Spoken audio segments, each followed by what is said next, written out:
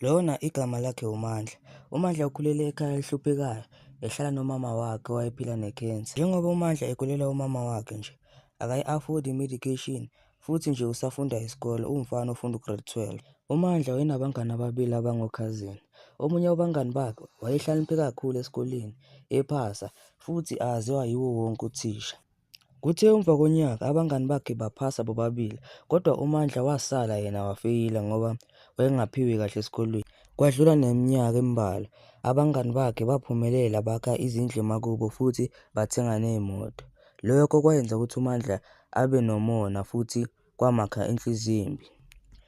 Ngoba uMandla wayesehlulekile empilweni, wayesethatha isinqumo sokuthi akahambe ayothatha lento. Ayi ngempela uMandla wahamba waya enyangeni. Mayefika enyangeni wayichazela inyanga. Inyanga yasimtshela ukuthi uma afuna ukuphakama empilweni kumele abulale umngani wakhe ohlakaniphile. Hehehehe, bheka-ke manje uMandla sekufanele ukuthi abulale umngani wakhe akhule naye. Inyanga ibisimtshela ukuthi thola igazi lamngani wakho lohlakaniphile ulilethe la sizokwazi ukulisebenza. Kuthe ngolunye usuku uMandla wabizela umngani wakhe lohlakaniphile endlini yakhe, wathi hhayi mabezophuza. Umngani wakhe-ke waphuma waya ethoyilethi, uMandla wasale wamfakela uphoyizeni esiphuzweni sakhe. Uthe esebuya umngani kaMandla wathatha isiphuzo waphuza. Okwamangaza uMandla ukuthi hayi bo, nakhu bo lo phoyizeni wenza kancane. Ayi uMandla wayesethatha isinqumo sokuthi ungcono aze ngemuva amkenye. Ayi ukwenza lokho kwamsebenzela kakhulu-ke ngoba umngani wakhe kwamsiza ukuthi asheshe afe.